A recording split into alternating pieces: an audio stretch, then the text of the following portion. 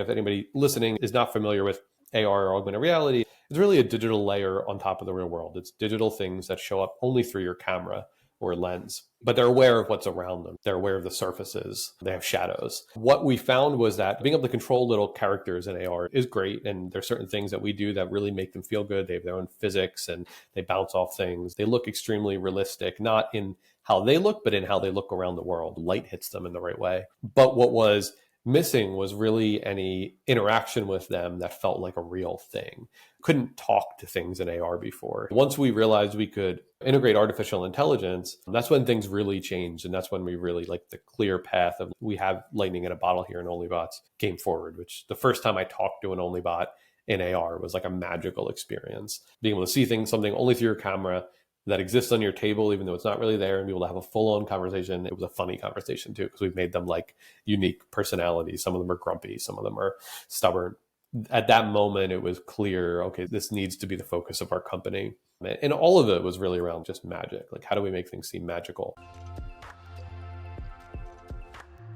Hey, welcome to Up Next in Tech, a podcast diving into emerging innovations and experiences beyond the hype through exclusive conversations with the brilliant people exploring the intersection of emerging tech, responsible innovation, and the way we live, play, and interact. I'm your host, Ariba Jahan, and in this episode, I sit down with Alex Herrity. He's a co-founder of Anima, which is a gaming and interactive technology company using artificial intelligence to make virtual characters and worlds real. Alex has spent his career building consumer products that people use every day, including Fortnite, the Epic Game Store, HBO's streaming app, and his last startup, Ultravisual, that was acquired in 2014 by Flipboard. In this episode, Alex shares his thoughts on how we can blend physical and digital worlds, but with care, his predictions for mainstream spatial computing and what he thinks will happen with augmented reality, how he nurtures his curiosity, which definitely includes his 3 kiddos, and his mission to use emerging technologies like artificial intelligence and extended reality to make previously impossible interactions, games, and toys a reality today. So let's dive in. Welcome, Alex. Thanks so much for making the time to join us today. Ariba, great to be here. Was excited about this conversation and stoked to dig into all of that. What I'd love to start is how are you doing today? So I think life is tricky. It's the start of summer here where my kids are home more. We're doing camp drop-offs. I've got one running around here, and then I've got investor meetings later, product check-ins this morning. And I feel like this is actually a little break to be able to take a step back and talk about all of these things at a more deeper level. Yeah, things are good. Later on, I'd love to hear how you balance all of that. I'm a new mom, and I feel like just having one child and figuring out who I am is enough complexity. So I'd love to hear, I'm sure balance doesn't really exist, but how do you mode switch? That's the trickiest part, is especially now that my job is fully remote. We try to get together as much as possible. But I think that line between work and not work has gotten blurrier for sure. Balance is always the goal, but it's never really there. Yeah. Tell us your origin story. How did you get into what you do today? So I have been building consumer products, digital consumer products for over a decade, so maybe 12, 13 years. I started my career not in that, started working at theme parks when I was a kid, worked my way up that industry, and then ended up taking over ticketing and websites and digital products there because it was my interest and my hobby. So an interesting background, how I kind of fell into that. And then in my early 20s, sort of went full steam ahead on building things digitally. Wanted to be at companies where that was the focus. Joined a startup called Ultravisual that with Neil, went back to school, got an MBA at NYU, and focused really ever since then. It's been sort of full steam ahead on consumer products, which has been where I kind of am most excited. I think I always enjoyed building things that I also want to use. And that's been the goal in life, is how do I make things that I'm excited about every day? So it's been an interesting road since then, where I've worked on, as you mentioned, some games and apps that people are probably familiar with HBO, with the last startup that we sold, and wanted to really take emerging technologies, whether that was in gaming, whether that was in video streaming apps, whether that was in our former startup, which was focused around mobile video when it was pretty new, and try to make it accessible and fun and enable creativity in a new way. And that's really been my line through every one of these companies, and certainly what we're doing at Anima at a scale that I didn't previously, in terms of using tech that's sort of really cutting edge. So I think that's each company that I've worked in or founded has been more and more cutting edge, which keeps me on my toes and like it is really exciting. But it's always been around the goal of like, how do we make it fun versus how do we make it really like useful, let's say. Did I hear you correctly? Like you worked at theme parks, like Yeah. physical theme. Physical I theme love parks. Yeah. the places that we go. Okay, so which theme park? Yeah, so I'm from Philadelphia area, so we have a small theme park around here called Sesame Place. It's Okay. focused, it's Sesame Street themed. It was owned by Bush Entertainment Corporation back in the day, which is part of Anheuser-Busch. Eventually spun out as part of SeaWorld. I was part of that company for a long time, and growing up as a kid working there, met my wife there, and then eventually moved to the Wow, technology side of things. And I that's so think, cool. yeah, that was the first time I got a chance to manage software at scale. What I missed there was really the technology was not the focus. The focus was Hmm. always the parks. So knew that I wanted to be at a place where the tech was the product. Where did you learn more about using and creating with emerging technology, whether it's for gameplay or toy or interactivity? I have 2 degrees in business and focused on technology for both of them, my undergrad and then my graduate degree. But I think most of it was really around personal driven research and really building things in my free time. I grew up early on the internet, part of that millennial generation where we had like a sort of an analog youth, and then the internet emerged when I was a kid. Was always on it early and creating early on it, and then was big into gaming, and for that reason too was always on the cutting edge of what was coming next. And once I realized I could make a living doing that, then it became not just a hobby all day long, figuring out like how to use technology in creative ways. If I had to sort of define what my role has been, it's usually been in product management. And I've often gotten asked, like, how do you move into product management? And there's definitely not one path. And there's some people that have more business background, there's some more design, some more engineering.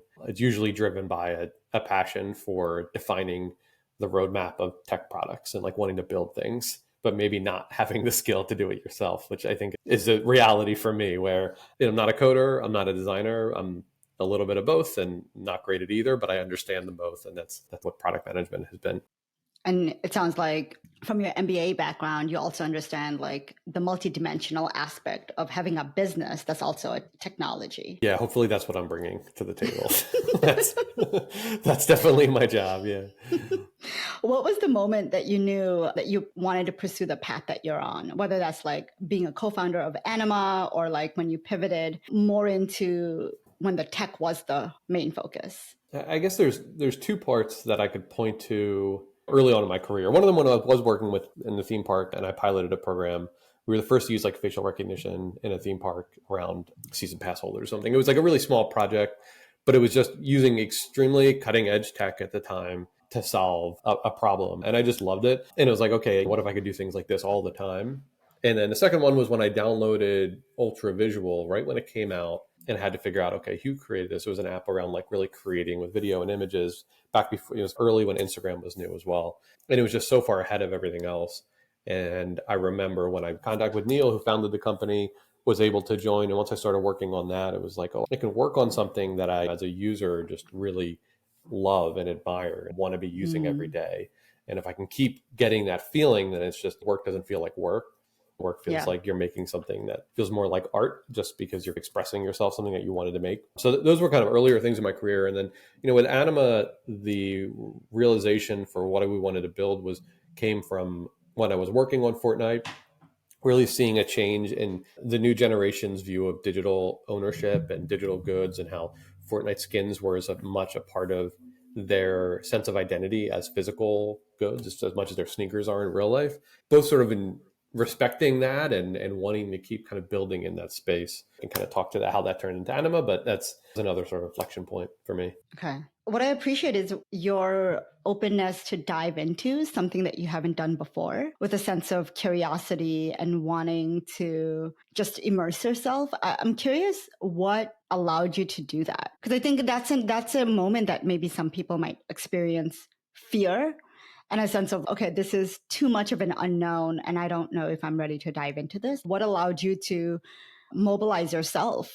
Yeah, I think there's 2 things. One of them is my parents came from a non-traditional background. My dad had a small business that he founded. It's kind of a hippie growing up. ended up starting his own business, had a few failed ones. It was a furniture store. It wasn't, like a tech business or something, but it was used to sort of seeing my dad make his own path. Growing up was one thing. My mom was an artist. So the dichotomy of those two, creativity and business, was definitely something I grew up seeing and seeing as like a viable path. Truthfully, there is another side of this where like I'm a tall white guy, and I think that there's like a certain privilege you get to that with the way people treat you in certain business situations. So I think there's like, I feel like it's worth sort of mentioning that and being transparent about it. I had certain privileges growing up in that way. I wasn't rich growing up, but I did have the ability to get into different rooms early on, whether it was a combination of the area that I grew up in, being in the Northeast, living near New York. And I think, that combined with my parents and what they opened. I mean, it's so great that you were in a household where creativity and business were both showcased and you got to see both of them at play. And I appreciate you acknowledging the role of privilege and how privilege can, I don't know how it showed up or didn't show up for you, but I can just imagine like not being questioned if you want to dive into a new space or being welcomed or knowing certain rooms exist. I'm curious, like what role did privilege play for you? Working at a theme park early on or something and seeing the way different people talk to you versus your peers who maybe are women or minorities or different backgrounds, it would be silly not to acknowledge that made a difference early on in meetings. And you're sort of given a level of, I hope this is changing, and I'm sure it will change more moving forward. But I think it's sort of just, you're kind of on first base already in certain conversations. And I'm almost 40 now, so how things are different now for someone, I can't say exactly, but I think it's important to acknowledge that exists. And we should, I think hopefully acknowledging it is like one small step towards being aware that not everyone has that. Yeah, I think acknowledging it and us even touching it right now is critical, because I think more and more people talking about it and acknowledging it lets people know like it's not gone, and that it's being experienced in multitude of ways that could be small, that could be inherent from like a childhood experience, right? Like you don't just start experiencing privilege later on, and how like that in itself, the fact that you can experience this from an early childhood kind of shapes your perception of you and your confidence and your ability to show up. My wife always joked that I have just a confidence that things will work out, when we take a big jump. And I think that happens through your parents and it happens through your lived experiences. And all of, it's not one thing that happens. It's not just race or gender or my parents, but there's certainly like a combination of those things and your own drive as well, of course. Speaking of your parents, how would your parents describe what you do? Well, unfortunately, I lost my father a couple of years ago before Anima was too far along, but he was a big cheerleader for sure of everything I did. My mom, I think being an artist, she understands the idea of creativity in all angles, both digitally and physically, and the idea that people may want to collect that. And so, what we do at Anima is we really are creating OnlyBots as our flagship, where it's really a game where you can collect and interact with digital companions, little pets. So she gets that. She saw me growing up playing video games. She's familiar with creating in digital forms, and the idea of someone wanting to own something digitally isn't really that foreign to her, despite her being not super technical. So how she would actually describe it, I don't know. So I think she probably would call me and ask me to explain it. I feel like I need to have a version of this pod where it's actually a 10-second clip of each parent of our guests' parents describing what they do. That would be good. That would be a fun mashup. Tell us more about OnlyBots and Anima. I know that OnlyBots, you've mentioned they are AI companions that's experienced in augmented reality, and you guys describe it as the next generation of Tamagotchis. So would love to just dive into it. Like, tell us more. Like, what is OnlyBots? Yeah. So if anyone listening is not familiar with Tamagotchi, they came out in the 90s. They were these little digital, like physical device. It looks like almost like a tiny little plastic capsule with a screen on it. And it had a little pet that you had to take care of. Super simple graphics. You had to like feed them by hitting a button and pet them. And you tried to keep them alive. They could die, which was devastating as a kid when that happened. So we when building OnlyBots, we weren't necessarily modeling them after Tamagotchi, but we did think of that relationship that people started to have with a digital character back then. Yeah. It was unique, a sense of an emotional connection and ownership of it. So we thought a little bit about like, what would a Tamagotchi look like today? And there's a few characteristics of OnlyBots where if a Tamagotchi was made today, it would be in your world. It would be actually aware of what's around it. You'd be able to see it through your camera. It's the augmented reality portion. Despite being digital, it would still be ownable, which is where like blockchain comes in. Critically, it would be intelligent. You'd be able to actually talk to it. And that's where AI comes in for us. So OnlyBots can have full-on personalities. You can talk to them. You can ask them the square root of some crazy number, how to get directions to somewhere. And you can also, they'll tell you jokes and goof around with you. So they're taking these emerging technologies and trying to put them into the context of like a companion or a pet. And that's sort of the line to Tamagotchi, despite maybe not looking like them or really feeling like the same experience. So when you created OnlyBots, was the inspiration to create an experience where someone could interact with something and own it? Like, what was the inspiration behind creating it? What happened early was knowing we have, our company was kind of expertise in certain emerging technologies. Like, what is possible now that wasn't before? That's really how we looked at this, more than necessarily looking what worked in the past. It was really like, what can we do now and what feels most magical and sparks the most joy? I think that a good example of a company that does this is Nintendo, where they're not really thought of as like a cutting edge technology company necessarily. However, they were the first to, have mobile gaming with the Game Boy at scale. They introduced virtual reality early on in the 90s. They had motion censored control with the Wii, even though it wasn't the most advanced motion sensor control. It was the one that got like grandparents playing video games. I think for us, we're doing a similar thing. We're inspired by Nintendo a lot. My co-founder started his career at Nintendo. So we looked at the technology that existed now that we wanted to build on, and AR was a key part of that. It was things that appear, and again, if anybody listening is not familiar with AR or augmented reality, it's really a digital layer on top of the real world. It's digital things that show up only through your camera or lens, but they're aware of what's around them. They're aware of the surfaces. They have shadows. What we found was that being able to control little characters in AR is great. And there's certain things that we do that really make them feel good. They have their own physics and they bounce off things. They look extremely realistic, not in how they look, but in how they look around the world. Light hits them in the right way. But what was missing was really any interaction with them that felt like a real thing. You couldn't talk to things in AR before. So once we realized we could integrate artificial intelligence, that's when things really changed. And that's when we really like the clear path of like, we have lightning in a bottle here in OnlyBots came forward, which the first time I talked to an OnlyBot in AR was like a magical experience. Being able to see something only through your camera that exists on your table, even though it's not really there, and be able to have a full-on conversation. And it was a funny conversation too, because we've made them like unique personalities. Some of them are grumpy, some of them are stubborn. At that moment, it was clear, okay, this needs to be the focus of our company. And all of it was really around like just magic. Like, how do we make things seem magical?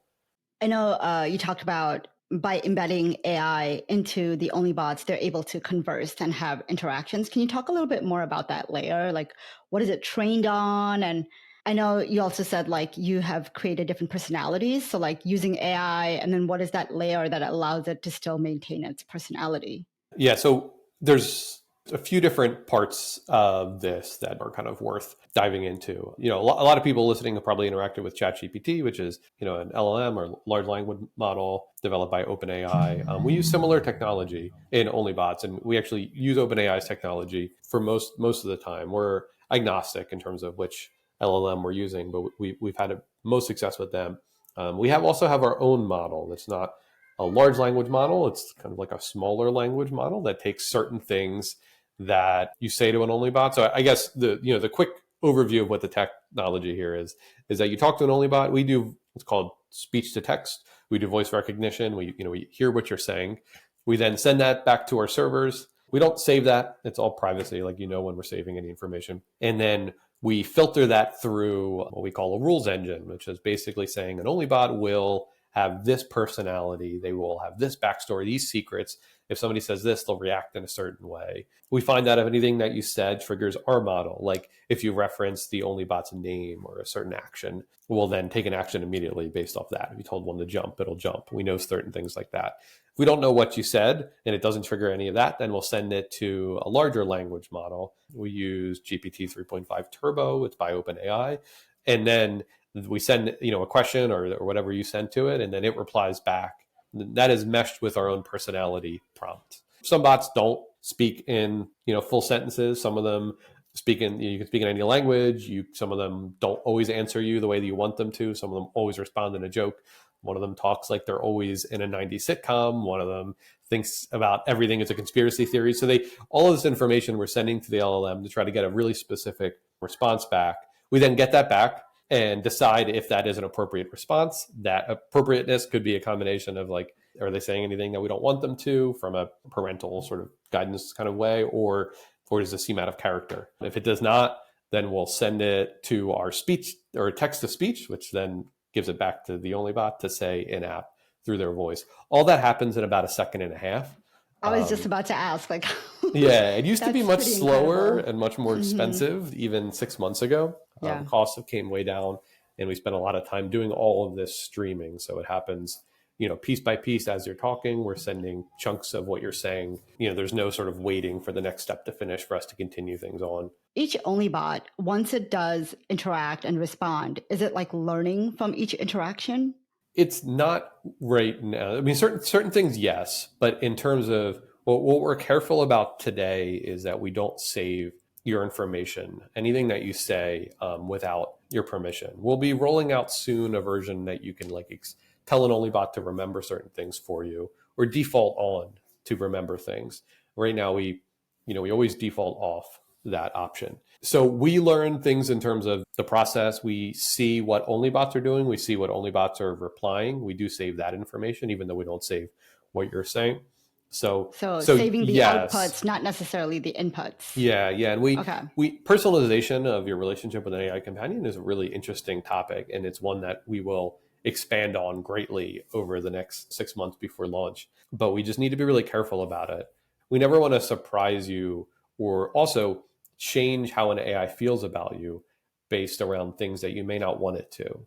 There's been a lot of stories in the press around AI companions like a replica, which is people have had like romantic relationships with an AI companion, and those have gone really wrong sometimes. For some people, they feel like they've gone right. I think it's a touchy topic, and it's one that you need to tread carefully in, or else you can hurt people's lives. So we just want to be really careful with what we remember. In terms of what you want to make sure OnlyBots doesn't do or what it does do, what's that goal? Like, what is that outcome that you want to have with people owning and interacting with them? Yeah, I think building a healthy and fun relationship with a digital companion is a goal where we are able to have a relationship with it that could not happen with a normal non-AI companion. And I think that the type of things that we're able to do now, I can give some examples, but we have generative AI where you can speak to an OnlyBot and describe something that you want to exist in the world, and it can just create it in front of you, whether that's something simple like a ball or a 3D world with spaceships flying above it. So, leveraging really magical moments like that were never possible before or not possible in any other context to make things feel both surprising and magical and fun is really the goal for everything we're doing here. It's like, what is possible now that is amazing that wasn't possible before? And one thing we're really lucky in is that a lot of the technology that we're using isn't necessarily ready for life or death scenarios. It's not ready to control our weapon system as a country. It's not ready to help a surgeon on the operating table. AI hallucinates is the term they use, where sometimes it makes things up completely. For us, if it makes things up, it's like a bonus. We enjoy those moments because we're really trying to generate unexpected outcomes. So we're lucky in that situation where even if the technology isn't ready for prime time use in a utility based function, it's ready for a toy. So interesting. I mean, that reminds me of the link you shared about the newsletter Not Boring by Packy McCormick. I think there's a line there where it says emerging technology, when it first takes hold, it's either going to take hold as a porn or a toy. It made me think about what you're talking about in terms of creating that magical moment, is using emerging tech to see what is the art of the possible so that you can create those magical moments. And when you think about what you're able to use this technology for right now versus where you think we have the potential to go, what is that bigger vision you have for the technology that you're using right now? The vision we're creating too is enabling a way for you to use your imagination to create whatever you want in front of you. And if you look at and we're specifically focused on like what we'd call the iPad generation, kids under 18, 13, 18, that kind of group. It's a group growing up like making things in Minecraft, making things in Roblox, making things in Fortnite Creative. Is a generation that like most of the digital products and specifically most of the games that they grow up with are around creating. That's what Minecraft and Roblox are for sure. So the way they identify with technology is often like, what can I make with this? Even social networks, a lot of, Snapchat, like, what can I make with this? Or how can I make an image or a photo look a certain way? So what we want to do is shift from you needing to code or move things around on a screen and really to be able to use your voice paired with an AI companion to make whatever you wanted. So you can already like talk to an OnlyBot, create a ball just by describing it, change how it looks with your voice, and then create a game with that where you can, like, let's say, try to keep it up in the air as long as you want and have the OnlyBot track how many times you do that. These are not games that existed before. These are games that you're making like live in real time. And you can imagine like how much more complex those will get over the coming months and years, where you're able to describe entire games as complex as ones that are made by large studios now. Only you can describe them just with your voice and then eventually share them with your friends, play them together, and even sell them if you wanted to. Wow. That's so wild to me, because I know I've been playing around with Midjourney and ChatGPT. And the other day I learned how you can get ChatGPT to create the Midjourney prompt for you and then tweak it so that it's exactly what you want it to be. And then you can see like the resolution of the outputs in Midjourney. And then I think what I did was I created like an avatar in Midjourney, and then I took that to DID and created an animation, gave a script to DID, and then it spit out a video of this avatar created by me, very photorealistic. And I was able to program the voice and all of that. So it's like, that's where we are today. And it's interesting to think about how we can make that even more shareable, but like an interactive component, I guess. Yeah. And I think that, where that starts to get, we're already starting to see it, but, when you look at like what was called like a multimodal agent, when you're starting to see is, dealing with an AI that can do all of that just off one prompt, where you don't have to even go to each one of those pieces of software. You can just describe it once and it runs with it and does it all for you. And things are moving so quickly in that space right now that it's almost hard to predict where we'll be just 6 months from now. But all of those steps are becoming more and more seamless. Where we end up there is going to be really exciting. As things keep developing, what are some ethical considerations that you think people need to take into account as they're developing this new frontier of technology, or like they're evolving what exists right now into a more refined version?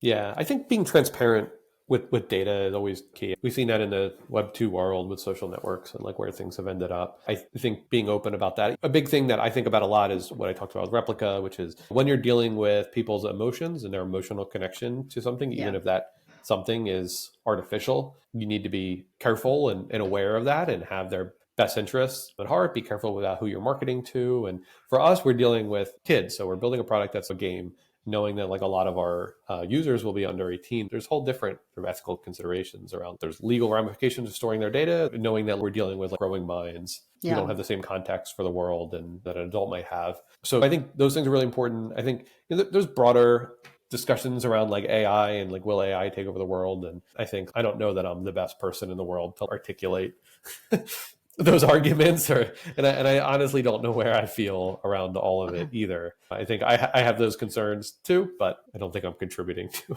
it. Well, you hope to not contribute to it, and like having those guardrails with your technology. For sure. I think AR has its own, to kind of jump into that other emerging technology we're using, is if you look at extended realities, which is probably like a good term to describe, or spatial computing, a way to describe different realities away from our own that are digital. So there's augmented reality, which is on top of the world. There's virtual reality, which is, you're going away to another world. You're putting on a headset and you're fully immersed in that world. For us, we are big believers in augmented reality, both from a consumer behavior standpoint, but also from an ethical standpoint, where it is based in reality. This is not the vision described in like Ready Player One or something. This is something where you're not going away. You're still grounded. And I think we feel good about building a world where people are not checking out. They're still here. And we're just augmenting what's part of the world. And ideally like adding to it in a way that was not possible before, versus having you put on a headset not connect face to face, not get out in the world. We're in common with Apple in that way. We're in common with companies like Niantic, who built Pokemon Go, which I think is a great example of like people getting out into the world and traveling and going to places to collect things. Even though it's a digital game, you play it outside, and I think we're trying to do something similar. I get that. And what are your feels right now about the new Apple announcement? Yeah, I think that I was impressed, all around impressed. I think Apple, I was always kind of curious how they were going to frame what they were putting out there, because there was always going to be that like killer use case. And we're close with Apple. We meet with them pretty regularly, but they also didn't fully tip their hand, of course, to us either.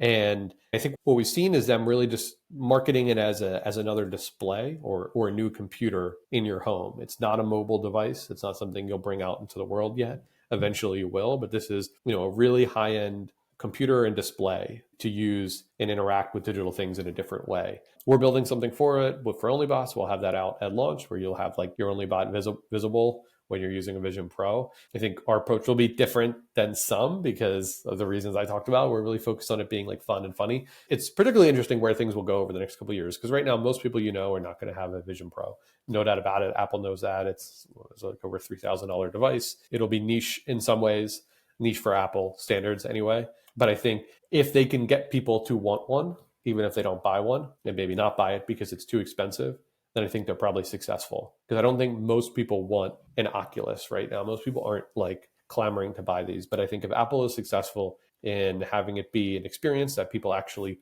want, but are, hesitant to buy because it's too expensive, then they won. And the next version will be cheaper and more accessible and more mobile. What are some of your favorite examples of AR in use right now? I sort of like two different sides of AR. One of them I really appreciate, and one of them we've leaned into is things that feel really frictionless. So one thing we try to do is like you scan a QR code, you pop into AR within just a couple seconds. So we do that natively. We're building, straight for the Apple ecosystem. So we don't use like game engines for it. We built our own. So I like any examples of that. And some examples of that exist in like web AR. So Eighth Wall does web AR. They're a company, they're bought by Niantic in the past year. They're showing good examples of very few barriers to hopping into the experience. It's hard to get people to use AR. So there's really low barriers, even if there's limitations by doing things in web AR. The other side of the coin is I think what Snap is doing in their app. They're probably the farthest ahead in AR. They're a social network and communication platform, and mostly like the younger generation uses it. Most of their examples of AR are like filters on top of a message, but the technology they built is really, really strong. And what's most impressive is the creator tools that they have. Being able to make things in AR in Snap is way easier than anywhere else. It's more powerful as well. Where we have philosophical differences for them is that they're an ad-based network, and we're trying to make something that's ownable digitally versus be supported through ads.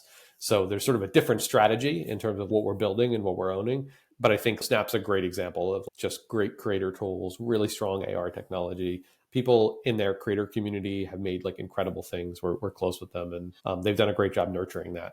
What's interesting is like AR on Snap first started out as just like filters, and where it just overlaps your own face.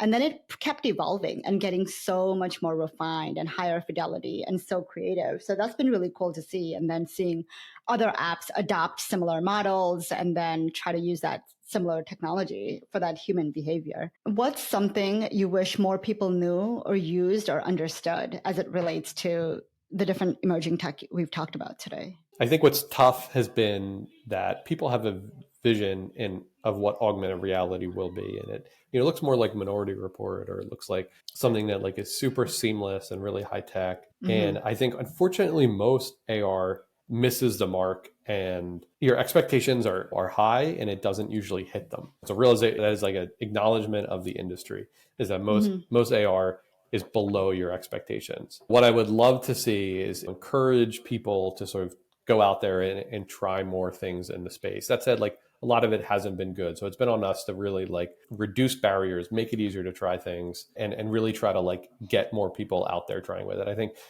that's a big thing for AR is just getting more use out there and making it frictionless. I think on the AI side, the more people can understand sort of the technology behind AI and why they make the decisions they make and how to get the response you want. I think it reminds me in some ways a little bit about like when Wikipedia came out. I don't remember exactly how old I was, but I do remember I was in school and there was like this sort of unanimous school institution and professor idea that like Wikipedia is fake. Don't use Wikipedia. Right. And it was like It's so not crowdsourced, so yeah. it has to be inaccurate. Right. And obviously now we know actually like Wikipedia is like really well sourced and it's a great jumping off point for research. You know, it's a great way to get some primary sources by looking where they're cited. And I think if we start to embrace AI in the same way, knowing that, yes, you cannot cite ChatGPT in your paper. However, we should be like teaching people how to use it and how to use that as a tool. And it's really new here. So it's normal that we're not there yet. But I think that realization that this is a tool to write papers, is a tool to find sources, is a tool to understand things in a quicker way than you could before. And I think we need to not ban it from use, but we need to explain how to use it. I was talking to my husband. My husband is a high school teacher, and I was talking about, has he noticed some people's writing suddenly improve? And he's like, yes, I actually have been. He teaches art and design through ESL. So he's teaching both ESL, English as a second language, to his students, as well as teaching them how to be creative. And so Canva is a tool that he teaches. And now Canva has a generative component as well. And it has a lot of templates. So he's able to pick out or trying to figure out how to pick out, is this real, or did the student use a template? And then similarly, where's that line of, is using a template bad? Or to your point, you can't ban it altogether because the technology is right in front of you. So people are likely to use it. And is it more like, how do we use it as a tool? How do we use it as a first draft so that you're never publishing or submitting anything that is only generated by technology, but you've taken a moment to customize it. You've taken a moment to make sure this represents exactly what you would want it to represent.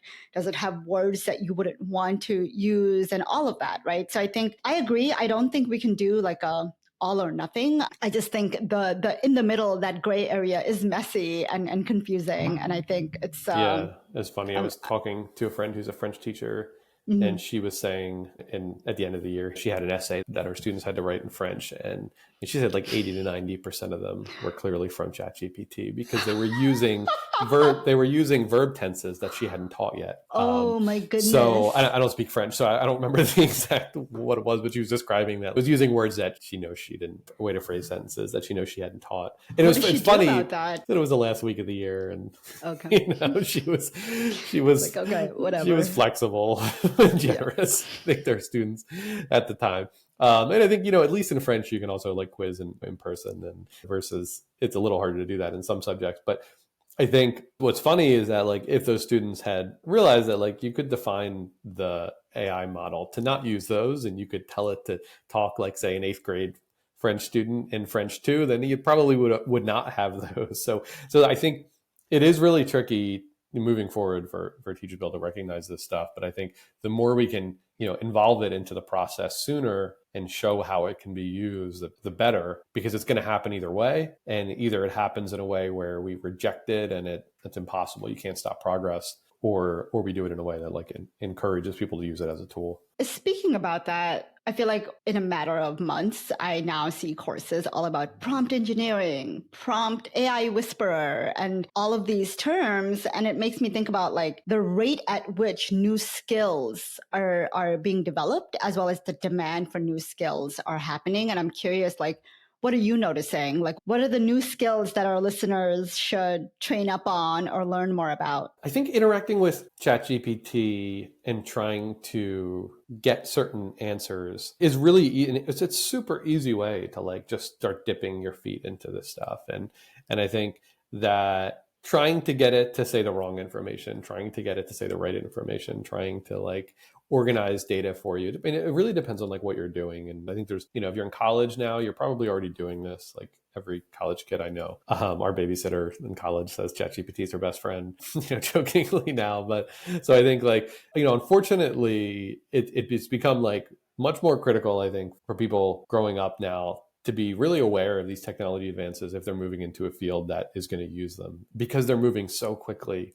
And I think that because they're such a useful tool in education and especially in like entry-level work, white-collar work, I think a lot of that is going to be moved into more AI-powered agents and at least maybe less humans. And I think that if you're the type who understands that and is at the cutting edge of it, then even if you're not highly technical, even if you understand how to prompt an AI agent, I think you're going to be just far ahead of everyone else. We talked a lot about using emerging technology for creativity, for innovation, for play. I'm curious, when you think about these different technologies, whether it's AI, AR, and I know we haven't really touched on the blockchain ownability aspect of it yet. What scares you? I talked about why we are much more in favor of AR than VR. And I think, what was that movie, Wall-E?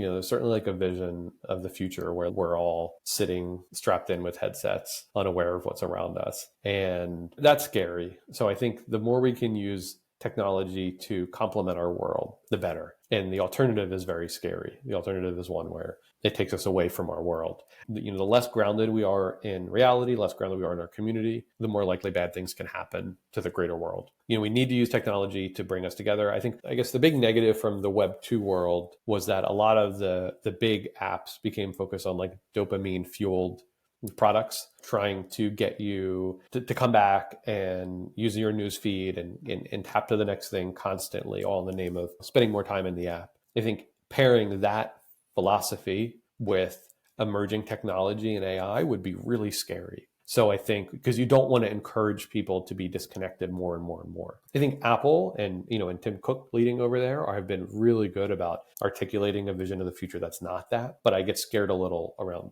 if others in the space. I think it's as we look at new emerging technologies and different utilities of it, I think we do have to give ourselves or just pause to redefine the metrics that we measure success of these products with. If the KPIs of yesterday was the amount of time someone spends on your app or a feed or interacting in some capacity, let's not bring those same metrics over, right? So that's what I'm kind of hearing here too, is how do we make sure we're redefining what success looks like and what we are really designing for? There's a roadmap there. There are companies that do it. I think Apple's a good example. Nintendo, we talked about earlier, is also a good example, where they're not defining things by the amount of time. They're defining more of the quality of them, looking at more and person to person, looking at more of serotonin based happiness versus dopamine based happiness. I think it's really important for that to be the winner moving forward, and I think it will. And I think part of the reason why it will is that most generations reject what the previous generation did, and I think that if you talk to young people, I do think that the younger generations will reject that immediate satisfaction style of social network moving forward. I really do. So I'm going to switch into a rapid fire questions. You can share your first gut reaction to all of these. Are you an introvert or an extrovert, Alex? Introvert. Oh yeah? Okay. I've been getting a series of introverts recently. Yeah, I like being extroverted, but it takes up more of my energy. And okay. Yeah, because I imagine as being a co-founder, you have to kind of operate in multiple modalities. Definitely, yeah. I need time alone to recharge. Okay. That's really hard in my house, though. Doesn't really happen. What helps you stay curious? Yeah, it's finding what young people are into. It's finding what exciting kids today. It's building things that excites them. I think it's never being cynical about what the new products are. It's instead trying to figure out what's exciting about them. That makes me want to ask how does your being a dad of 3 come into play? Yeah, me and Neil both between us, we have 5 kids. He's got 2 daughters. I've got 3 boys. So we had our first test group for OnlyBots, in-house. They were free. Nice. So, it definitely affects what we're building when it says we're building something for kids. And, it also affects my working hours for sure. What's one thing that you're deeply grateful for right now? I think it's my life's everything I could have imagined. I get to build something that I'm excited about every single day. I get to look over and see my kids at home and my wife, and it's being able to build that life is really, really lucky. Even some of the sort of negative things that happen in the world, whether it's COVID or something else, has enabled a different work-life balance that I didn't have before. Yeah. And being able to I'm never balanced, but being able to even strive for that is a privilege. If you could go back and give your 18-year-old self one piece of advice, what would it be? Oh gosh, I buy Bitcoin or hold Bitcoin. I think I owned it when I was in my early 20s and sold it. I think realizing that everything is really a journey. I feel I was very outcome focused early on. I still need to remind myself that, but not focusing on the next step as much as being able to enjoy the moment you're in. I don't know, I'm probably not unique in that. No, I mean, but what you're saying is critical, right? Like that's something that you'd want to share with the younger Alex. What is something you've been doing recently to nurture your mental health? I know you said you don't get a lot of time and space, but what is the little thing you are able to embed in your days? Being more physically active has been big this year, has been better in that way. I think getting stricter boundaries around like certain times of the day with devices has been helpful. I'm not like great at it, but it has been like I've been better, say, in the last 6 months than I was prior. So really some separation of like work and not work has been, I'm better this year than last year and better than the year before. But I think acknowledging that like having that time away from work around dinner is worth it, even if it means I have to like go back and work at night or something. So it's not necessarily like a cutoff time that you don't do work anymore, but like pockets of time that you are saying like, this is not work time. This is either family time or me time. Yeah, exactly. I think that it's really, it's really harmful when your kids realize, or your wife realizes, your spouse realizes that like, you're not fully focused on them. Yeah. And that has happened a lot as I started Anima. My son is 18 months old, and I have no idea if you can hear him. I hope not, for the sake of this recording. No, I haven't been able to. I don't know how, but every day at 5 p.m., there's a banging on my door, and I open it, and he's just like, it's like he knows that it's time to turn off, and he won't let me turn back to the computer. He like yells, and I think that's been really interesting to watch. I have no idea how he's learned it, but it's always around 5. It's also exactly when his bat ends, but he's been great with helping me with my boundary. Yeah. I mean, the kids force it. Yeah, for sure. Yeah. What's something you couldn't do without in your career? It can be anything, whether it's a routine, a person, a service, or an object. Yeah, it's that first question. It's curiosity. It's like that is really the most critical. You ask like how I stay curious. Like being curious is the single most important thing. And I think that when we look at even who we hire, people who are really, really curious is like one of the most important, like relentlessly curious, whether it's like trying to figure out how to, market something, or whether it's like curious about some new technology. It's like been the most important trait that I've had for sure. When you're hiring or when you're talking to people, what are the signals that you look for to see like, okay, this person has that curiosity? Yeah, you can tell when somebody's passionate about something. So if they're passionate about some part of the job that they're interviewing for, and you can just tell, they have stories about in their free time looking into X topic, or like, we have 2 AR engineers, and like their stories are both, they were doing other things and like came across augmented reality and got so excited about it and started building things in their free time and just loved it. And now we're able to give them jobs where they get to do that all the time. And so you knew you were hiring somebody who like isn't going to show up to work and be like, oh, what are we working on today? Like they're actually like really, really passionate about it. So, that's a trait that we just look for, is like the stories they have, the story about how they got to where they are, is that they just love it. That's pretty cool. If you weren't in the role that you are in right now, what else would you be doing? Theme parks? Ownership? No theme parks, I think. Gosh, I have so many hobbies, so there's like no I think it's hard to imagine where I wouldn't be working something related to technology, because that's a lot. Technology and gaming and toys are kind of a big interest. But yeah, if I had more free time, I'd probably just devote more time to my kids, and I'd coach more sports. I'd, be more involved in like their hour to hour, and, and take some off my wife. But, in terms of career, it's hard to imagine going back. I think that I'm in it for the long haul, both in Anima, but in terms of like, if Anima was bought tomorrow for $1 bazillion and or we had to shut down for some reason, then I'd want to create something else in a similar space. It's what I love.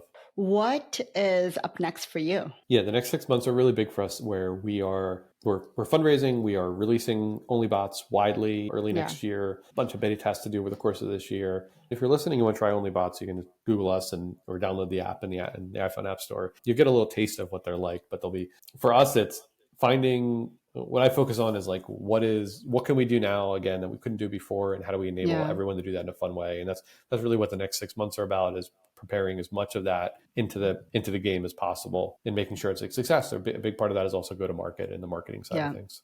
Zooming out of Anima and the work you're doing on a day-to-day, but thinking about the emerging technology spaces that you're in, which I know it's like AI, AR, and blockchain, like what do you think is up next for us in these spaces? Or you can pick one of those spaces. I think that with Apple's entry into spatial computing and AR, I think that we're finally at the inflection point over the next few years where that vision of headsets and walking around with smart glasses is here. Not here like in Q1 when Vision Pro comes out, but we're going to start seeing the roadmap for where we get to that, which means a world that has a digital layer on top of it that we interact with all the time. The line between our physical and digital lives will continue to blur. And all the other technology we talked about today is a part of that. Our digital goods are ownable in a decentralized way and tradable. Are the digital characters and objects that we speak to are intelligent, soon to be more intelligent than us, if not already.